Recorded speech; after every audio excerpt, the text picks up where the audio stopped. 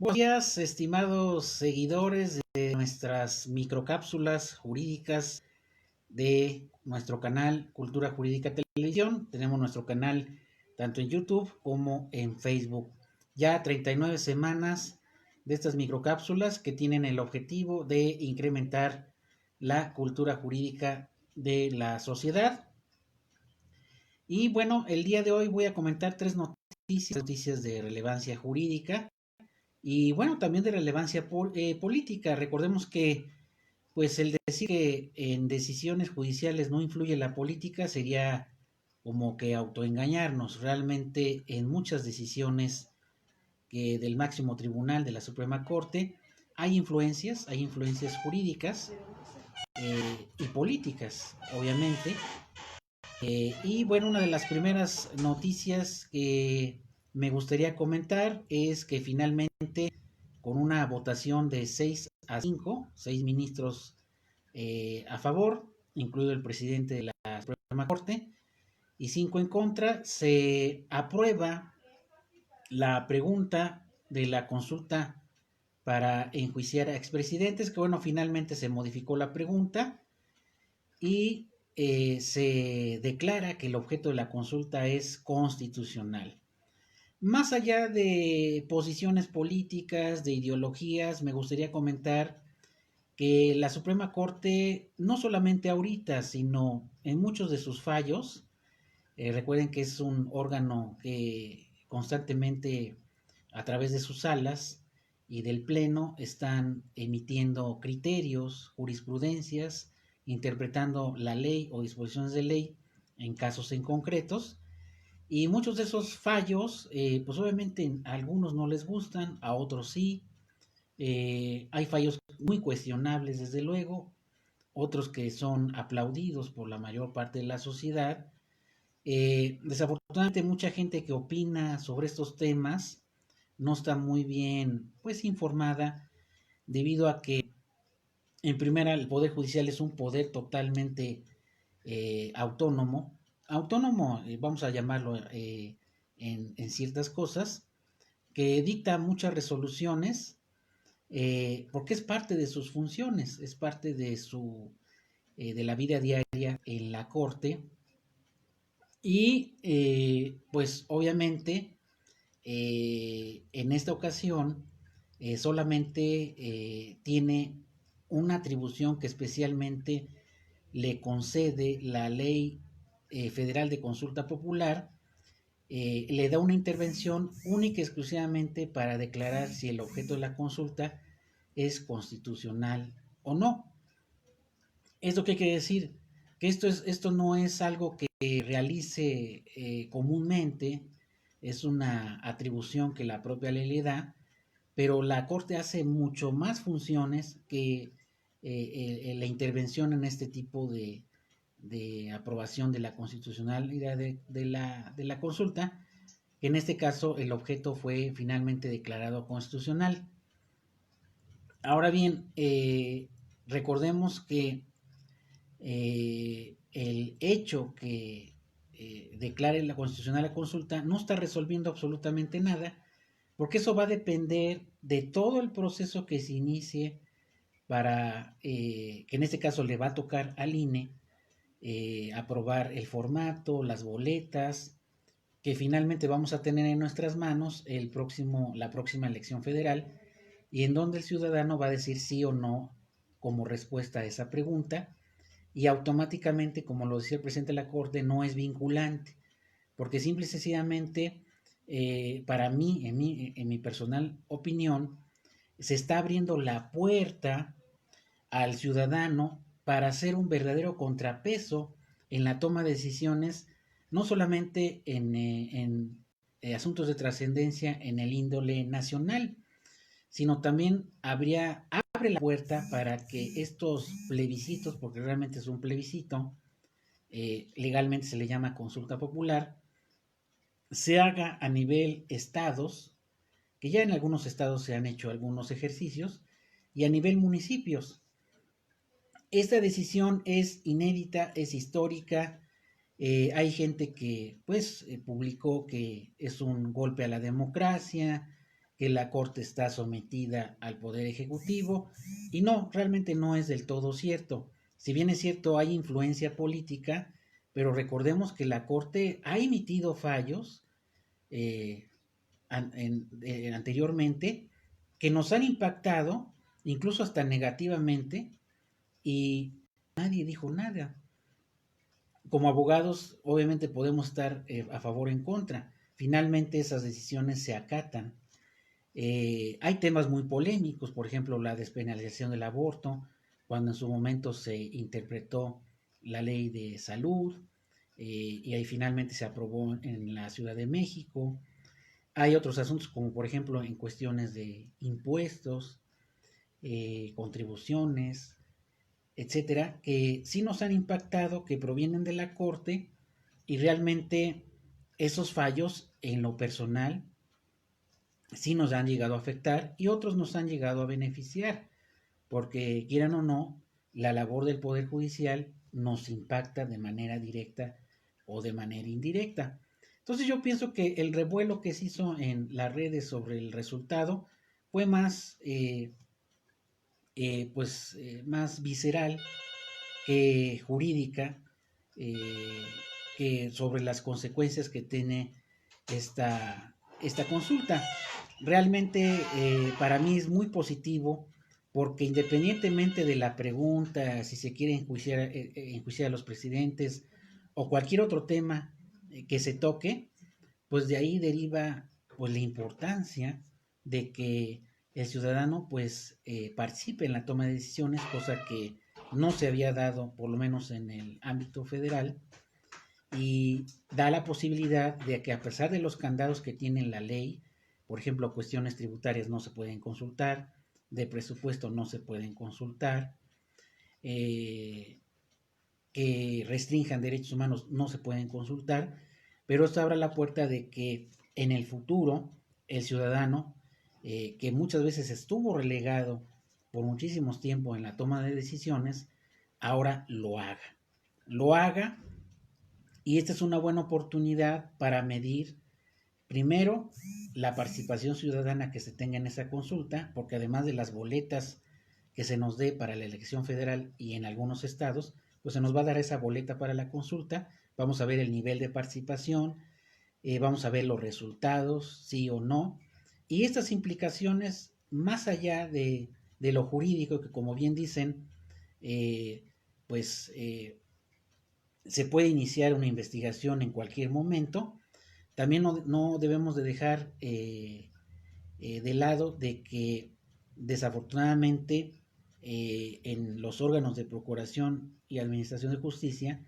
todavía hay personas, hay funcionarios que se resisten a los cambios y que pues desafortunadamente están evitando que se lleven a cabo estos procedimientos, no solamente en contra de los expresidentes, sino de cualquier otro funcionario en el índole federal o estatal. Prueba de ello es el caso de la liberación de 800 millones de pesos aquí en Puebla por parte de una juez eh, que pertenecían a Kamel Nasif, señalado por trata de personas y otros delitos graves. Y tampoco ahí debía de haber una intervención de la judicatura para ver por qué ante actos evidentemente ilícitos se pudo liberar esa cantidad de dinero. Esto quiere decir que los jueces pues siempre han estado en el ojo del huracán. Siempre se creía que el sistema penal, el lado más débil era la policía y los ministerios públicos. No, los jueces también han resistido al cambio. Es un poder que no ha sido sometido a escrutinio, a la vigilancia, y que bueno, esto demuestra que eh,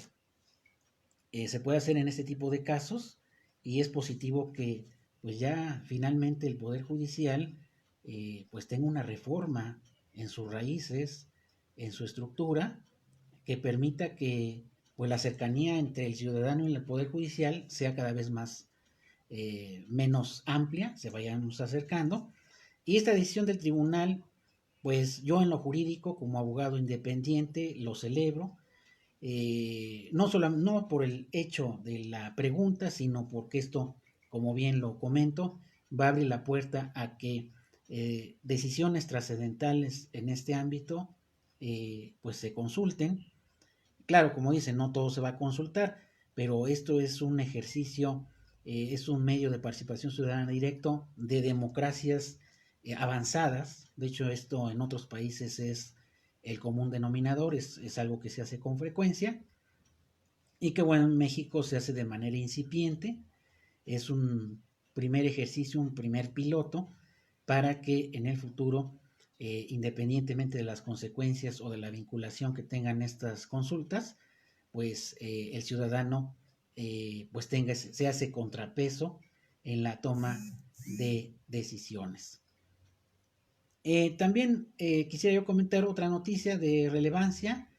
que incluso pasaron desapercibidas por el tema de la consulta, que el Senado finalmente aprobó, no me acuerdo si fue el último día de septiembre, por mayoría, la obligatoriedad de la vacunación para niños y adolescentes. Esto es un tema también polémico, pero recordemos que ya en México desde finales de los 80s, 90s, pues dentro de el Instituto Mexicano de Seguro Social y otras entidades de salud ya se proporcionaba la cartilla de vacunación, la famosa cartilla nacional, y se aplicaba a los menores sus vacunas, las vacunas en los primeros años de vida, importante para evitar enfermedades como la polio, como el sarampión, etcétera. La ley no obligaba a nadie, a los padres de familia, a vacunar a sus hijos. Claro, había muchas campañas que incentivaban que se hiciera. Y bueno, ya en la actualidad, vemos que esta obligatoriedad pues va a proteger a los menores para que ellos cuando ingresen a la escuela pues estén protegidos con la debida inmunización que dan estas vacunas. De hecho, mucho se critica de que no, pues cómo hacen obligatoria la vacunación si no hay vacunas. Eso es falso. Desafortunadamente, mucha de la gente que critica los sistemas de salud, etcétera, ni siquiera ha ido a una consulta al IMSS, nunca ha ido realmente a tomar por ejemplo, una sesión de medicina preventiva, etcétera, como que critican mucho a la ligera. Realmente la vacunación es uno de los puntos fuertes del sistema de salud, sobre todo en el IMSS. Aquí ya depende obviamente de los padres que realmente se comprometan a llevar a sus hijos, y parte de esta obligatoriedad es que los padres de familia, los tutores o quienes estén a cargo de los menores, pues también van a estar obligados a inmunizar a sus hijos y que tengan la debida protección. Obviamente, también incluso las escuelas, las autoridades escolares estarán supervisando de cerca, porque así lo señala la ley, el que puedan inmunizar de que los alumnos que ingresen a sus centros, a sus planteles, puedan tener su cartilla de vacunación actualizada, completa, y ya independientemente que las vacunas sean efectivas o que bien puedan ser inseguras, sabemos que cualquier vacuna no es al 100% segura, pero es importante señalar que es un avance importante, sobre todo ahora con el contexto del COVID, de que se pueda ejercer esta obligación de vacunar, y me parece que es un avance importante, más allá de otro criterio político, el que se haga obligatorio. Y la última noticia es también referente a una reforma que también se hizo en el Senado, a la Ley General de Bienes Nacionales, en donde se prohíbe cualquier impedimento para que cualquier persona utilice las playas, que sabemos que son públicas. Antes había situación en que entes privados se oponían o dificultaban el acceso a las playas. Esto quiere decir que se elimina por ley cualquier traba, cualquier impedimento para el disfrute de esas zonas públicas en las playas, en la zona, ahora sí que en la zona que dispone la Ley General de Bienes Nacionales. Y también es un avance importante, es una noticia que también quedó relegada, pero que me parece muy adecuada debido a que pues estos dos temas de la vacunación obligatoria y de poder acceder a las playas pues son sin duda algo que en lo particular nos va a beneficiar directamente, va a beneficiar a las futuras generaciones y son puntos buenos que se le dan al legislador este tipo de iniciativas y finalmente reformas a la ley y también la consulta popular, un avance democrático desde luego. La Corte ha hecho muchísimos fallos anteriores, nadie decía nada. Yo creo que se prestó más al golpeteo político más que a lo jurídico. Se aprueba y tendremos un ejercicio el próximo año de esta consulta que abrirá la puerta a otras consultas más. Pues estos es básicamente los tres temas relevantes jurídicamente en nuestra cápsula número 39 y bueno, la Red de Abogados Puebla, Red de Abogados Puerto Morelos sigue a sus órdenes con asesoría preventiva integral y correctiva desde luego. Nuestro conmutador es 222-941-0763 y nuestros correos redabogadosdemocráticos@gmail.com y redabogadospuertomorelos@gmail.com. Si quieren algún tema que se discuta en estas hidrocápsulas, pues con mucho gusto nos pueden aquí en el apartado de los comentarios o bien por vía inbox, con mucho gusto los tomaremos en cuenta sus sugerencias. Que tengan un excelente día y un excelente sábado y fin de semana. Muchas gracias.